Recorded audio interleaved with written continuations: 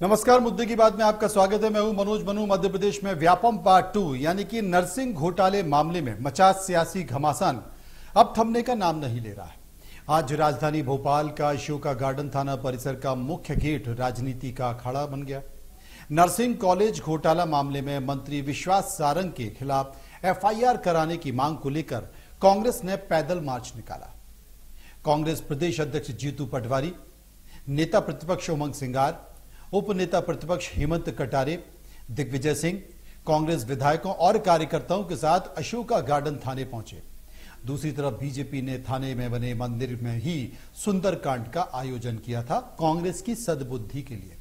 इसमें शामिल होने पहुंची महिलाएं और बीजेपी कार्यकर्ता हाथों में उमंग सिंगार और हेमंत कटारे के खिलाफ नारे लिखी तख्तियां लिए होते। जैसे ही कांग्रेस का पैदल मार्च थाने के पास चौराहे पर पहुंचा, पुलिस ने बैरिकेड लगाकर उसे रोक दिया। बीजेपी कार्यकर्ता भी मौके पर पहुंच गए। टकराव के हालात देखकर पुलिस ने अतिरिक्त फोर्स बुलाया। शोर शराबे और हंगामे के बीच जैसे तैसे कांग्रेस नेताओं ने मंत्री सारंग के खिलाफ कार्रवाई की मांग का ज्ञापन पुलिस को सौंपा। उसके बाद सभी नेता थाने के बाहर निकल आए। थाने से लौटने के बाद कांग्रेस नेताओं ने सरकार से तत्कालीन चिकित्सा शिक्षा मंत्री पर कार्रवाई की मांग की। आज इसी मुद्दे पर हम चर्चा करेंगे। चर्चा के लिए कुछ मेहमान हमारे साथ जुड़ेंगे। उसके पहले कांग्रेस नेताओं का क्या कहना है, ये सुन लीजिए। कि आप किसी भी नागरिक का जन्मदिन थाने के प्रांगण में मनाना चाहते हैं तो भाई हमारे कार्यकर्ताओं का जन्मदिन भी होता है। तो हम लोगों ने तय किया है, हमारे अध्यक्ष जी का और एलओपी हमारे जो हैं इनसे चर्चा हमारी हुई है कि भाई हमारे जी कार्यकर्ताओं का अब तो जन्मदिन थानों में मनेगा और सुंदरकांड के साथ साथ अगर हमारा तो संविधान में हर धर्म के लोगों का अपना अधिकार है। तो जब गुरु नानक जी की जयंती आएगी तो वहां हमारे गुरु नानक जी का पाठ पढ़ाया जाएगी, दरखास्त वहां देंगे। जब हमारे मुसलमान भाइयों के बकरी ईद आएगी तो रोजा इफ्तार की भी हम आवेदन वहां देंगे। थाने में होना चाहिए रोजा इफ्तार। भाई ये संविधान क्या कहता है? भारतीय संविधान सबको बराबर का अधिकार देता ही नहीं देता है। और पुलिस को क्या जवाबदारी है? भारतीय संविधान का पालन करो। उसकी शपथ लेते हैं, मुख्यमंत्री जी शपथ लेते हैं, मंत्री जी शपथ लेते हैं। तो भाई ये इसका उल्लंघन है कि नहीं है? आपसे कहना चाहता हूं कि ये शुरुआत विधानसभा से हमने शुरुआत करी। सभी विधायकों ने मजबूती से इस बात पे लड़े और भारतीय जनता पार्टी को पहली बार विधानसभा का सत्र अनिश्चितकालीन स्थगित करना पड़ा। भारतीय जनता पार्टी सरकार घबरा गई, ये स्पष्ट रहे। आप सब जानते नहीं तो हमेशा कहते थे कि विपक्ष के हंगामे के कारण हमने इसको बंद किया। महत्वपूर्ण बात यह है कि चाहे आप समझते हैं कि बड़ी जो नियुक्तियां होती है वो सरकार करती है। रजिस्ट्रार की नियुक्ति हुई, चाहे सुनीता सीजीओ की नियुक्ति हुई, चाहे चंद्रकला दिग्विजय की नियुक्ति हुई, ये जो नियुक्तियां हैं विश्वास सारंग के कार्यकाल में हुई। और ऐसे लोगों को इन्हें रजिस्ट्रार बनाया जो इनके लिए सिर्फ जी हजूरी का काम करते, जिनकी योग्यता नहीं थी। तो ये इन बातों को प्रमाण को लेकर हमने सदन में भी बात कही, साथी विधायकों ने भी बात करी। और इस बात को लेके हम चाहते हैं कि सरकार विश्वास सारंग पर एफआईआर दर्ज करे और मंत्री। उधर नर्सिंग घोटाला मामले में कांग्रेस के प्रदर्शन को लेकर बीजेपी के नेताओं ने क्या कुछ कहा है, ये भी सुन लीजिए। मुझे लगता है कि सदन में पर्याप्त समय दिया गया था। विपक्ष को उसमें एक ध्यान आकर्षण पे 4, 5, 6 घंटे चर्चा होना कोई छोटा विषय नहीं होता। उसके बाद जिस मुद्दे को लेकर के सीबीआई जांच कर रही, सीबीआई ने खुद अपने अधिकारियों के खिलाफ कार्रवाई की है, तो उसकी जांच होने का इंतजार करना चाहिए और उसके निष्कर्ष आने के बाद जो दोषी है उसके खिलाफ कार्रवाई होगी। डॉक्टर मोहन यादव जी ने, मुख्यमंत्री जी ने पहला स्टेटमेंट ये दिया कि जो भी दोषी है, चाहे कितना बड़ा व्यक्ति क्यों ना हो, वो बख्शा नहीं जाएगा। तो उसका इंतजार करना चाहिए। केवल इसको गुमराह करना, भ्रमित करना लोगों को, ये ठीक नहीं। देखिए, श्रीमान दिग्विजय सिंह जी को सुंदरकांड से इतनी चिढ़ क्यों है, इतनी नफरत क्यों है? पहली बार किसी थाने में सुंदरकांड हुआ है क्या? किसी थाने परिसर में पहली बार सुंदरकांड हुआ है क्या? मध्य प्रदेश के किसी थाने में कभी कहीं कतई कोई सुंदरकांड नहीं हुआ, और हो भी गया तो कोई गलत काम कर दिया, कोई अन्याय कर दिया नहीं, वो उनकी मर्जी है। वो तो हिंदुओं के विरोध में कोर्ट जाते रहे हैं, अब भी चले जाए, उनकी मर्जी है। लेकिन इनको आपत्ति क्यों होती है? किसी दूसरे धर्म के बारे में ऐसी टीका टिप्पणी कभी दिग्विजय सिंह जी से सुनी? या बाकी धर्मावलंबी जिस प्रकार का व्यवहार करते हैं सबसे सहमत है, हर प्रकार के व्यवहार से सहमत है? कई सवाल हैं। मुझे लगता है दिग्विजय सिंह जी की अपनी एक राजनीति की शैली है, वो इस प्रकार से लोगों को बांटने का काम करते हैं, तुष्टीकरण की राजनीति का खेला करते हैं, और अपनी राजनीति चमकाने के लिए, क्योंकि बुढ़ापे की राजनीति, रिटायरमेंट की राजनीति इसी प्रकार से कर रहे हैं। मुझे लगता है कि उनको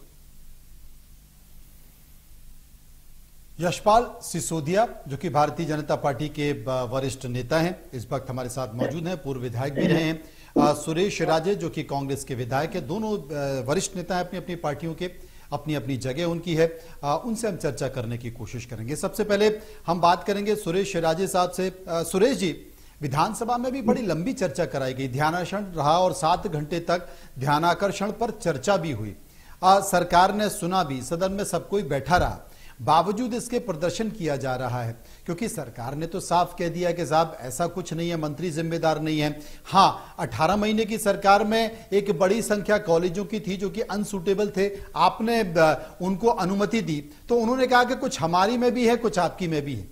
आपको लगता है कि मंत्री जिम्मेदार हैं या बाकी के अधिकारी जिम्मेदार अगर हैं, तो वो नोटशीट कहां है, वो पेपर कहां है, उनको सामने रखना चाहिए। नहीं, देखिए, मैं आपकी इस बात से सहमत हूं। मैं सदन में मौजूद था और इसमें कोई दो राय नहीं कि सम्माननीय अध्यक्ष महोदय ने हमें ध्यान आकर्षण के माध्यम से पर्याप्त समय दिया। हमने सदन में उनका धन्यवाद भी किया। लेकिन माननीय मंत्री जी, मतलब जो विश्वास सारंग जी ने जो गलत जानकारी दी सदन में, हमने दूसरे दिन वो प्रश्न उठाया, भाई आप लिखित में, हमने ऑन द पेपर दिखाया, हमारे नेता प्रतिपक्ष ने ऑन द पेपर दिखाया ऐसे करके, इधर ये पेपर देखिए, ये पेपर में रिकॉर्ड है कि ये इनके समय में निकला है।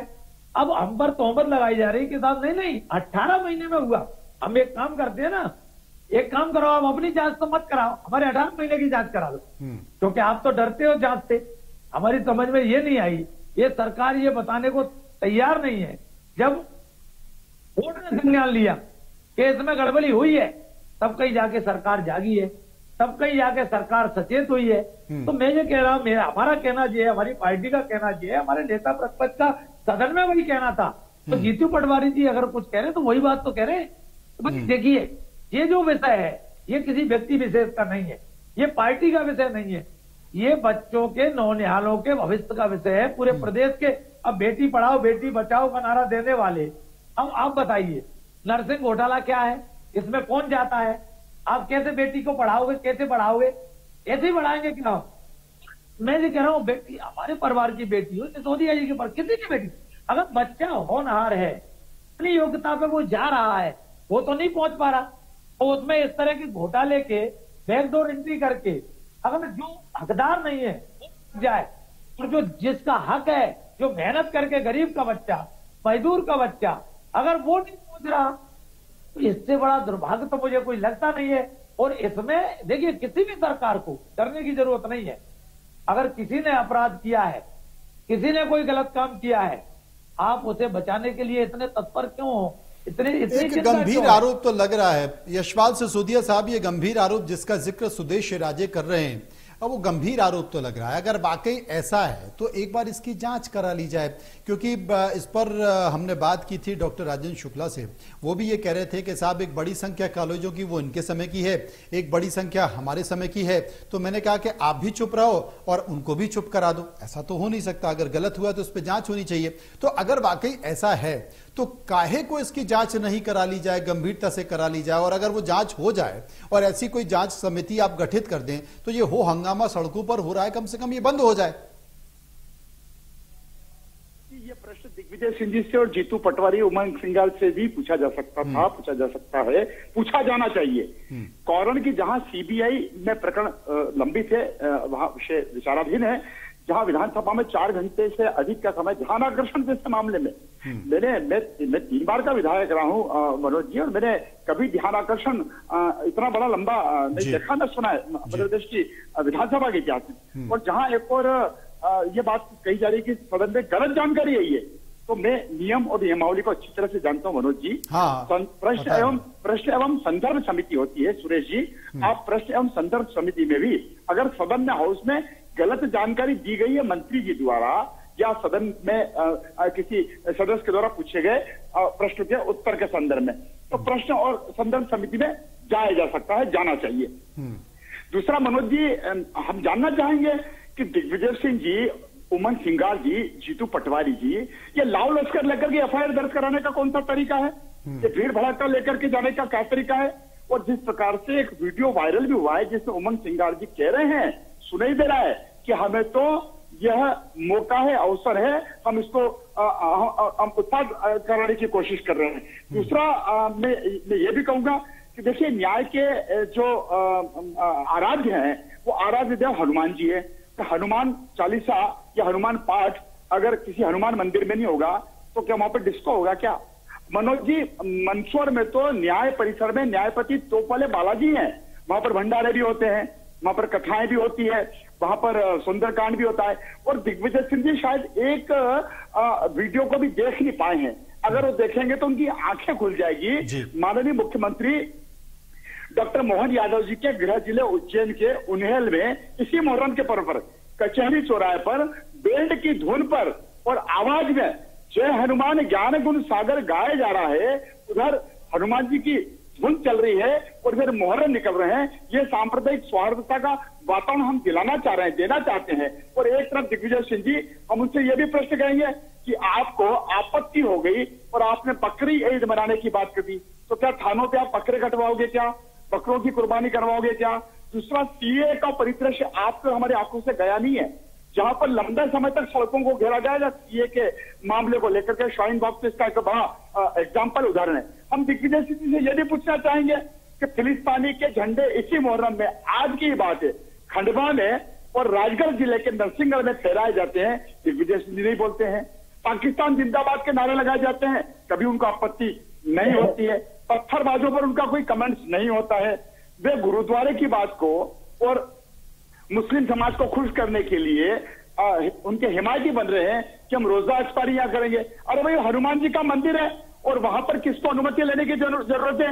हनुमान मंदिर में अगर हनुमान चालीसा का पाठ करना है तो कौन सा प्रशासनिक अधिकारियों से अनुमति ली जाएगी और कौन से जगह नहीं ली जाती है?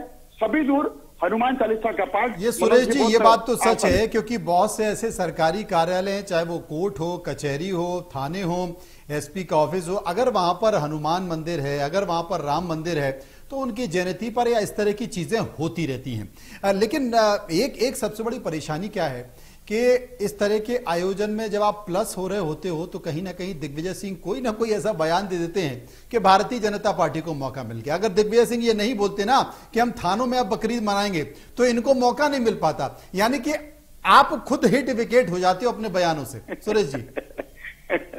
नहीं, देखिए, सिसोदिया जी ने जो कहा है, मैं सम्मानित सिसोदिया जी का सम्मान करता हूँ। वो तीसरी बार के सदन के हमारे वरिष्ठ सदस्य रहे हैं, भले इस बार नहीं है। लेकिन सिसोदिया जी, मैं आपके संज्ञान में डाल दूं ये, देखिए, मैं ये तो नहीं कहता मैं बहुत बड़ा भक्त हूँ जी। अब मैं भी नित्य प्रतिदिन बगैर बजरंगबली का नाम आराधना किए घर से नहीं निकलता। ये मैं भी मतलब किसी भी सभी धर्मों का हम सम्मान बराबर से करते हैं। अब वहां हनुमान चालीसा हुआ नहीं हुआ, होना चाहिए नहीं, इस विषय ये नहीं है। अब मैं वैसे इस विषय में बोलना, मेरी टिप्पणी करना ठीक नहीं था, लेकिन चूंकि आपने विषय ले आई, मैं आपके संज्ञान में एक छोटी सी बात डाल रहा हूं। अभी मुहर्रम निकले मेरे डबरा में, कल ही की घटना है, ज्यादा लंबी नहीं है। मैं खुद चल के गया प्रशासन के पास, फलत ताजियों में डीजे बजाने की अनुमति नहीं दी गई। मैंने भी निवेदन किया, आग्रह किया कि सर ये आज तक चलते आए, हमारा डबरा पिछोर ये और ग्वालियर पूरा एक सौहार्द की मिसाल है, आप इसकी अनुमति दें। तो प्रशासन ने अनुमति नहीं दी। नहीं दी, हमने अपने बंधुओं को समझाया, ठीक है, अगर वो नहीं दे रहे हैं, उनके ऊपर से आदेश है कि नहीं डीजे इसमें नहीं बजेगा, आप इसमें डीजे नहीं बजा सकते।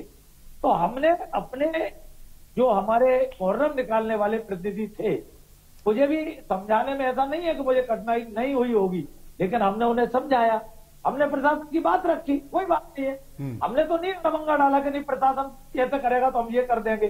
तो आप दोनों पहलू को देखो, अगर ये भी तो ठीक नहीं है ना। हम कह रहे हैं आप हनुमान चेले से हम करेंगे कह रहा। लेकिन देखिए एक चीज है यशपाल जी, मेरा निवेदन तो सुन जी, एक भी थाना ऐसा नहीं है जहाँ धार्मिक स्थान नहीं हो। देश का कोई थाना आप बता नहीं सकते जहाँ धार्मिक स्थान नहीं हो, कोई ना कोई धार्मिक स्थान वहां रहता ही है। इसलिए हम उस पर नहीं जाते कि वहां काली माँ की पूजा होना चाहिए, बजरंगबली की नहीं होना चाहिए, पूजा सभी की होना चाहिए जो भी स्थान है, मेरा इतना मानना है। यशपाल जी एक चीज तो आपको समझना पड़ेगी, एक चीज तो आपको समझना पड़ेगी, बहुत ज्यादा अतिवाद ना नुकसान करता है। और वो अतिवाद कैसे, देखिए ये तो देश की जनता समझ ही रही है ना कि धर्म का, ईश्वर का, श्री राम का जिस तरीके से राजनीतिकरण हो रहा है, अयोध्या में मंदिर बने, सबने सोचा, सब इस बात को लेकर खुश थे। और मेरी तो कई बहुत सारे कांग्रेस के विधायक या राष्ट्रीय पदाधिकारी, सबसे मेरी बात हुई, सबने ये कहा कि राहुल गांधी को जाना चाहिए, उनको प्रस्ताव या आमंत्रण नहीं ठुकराना चाहिए।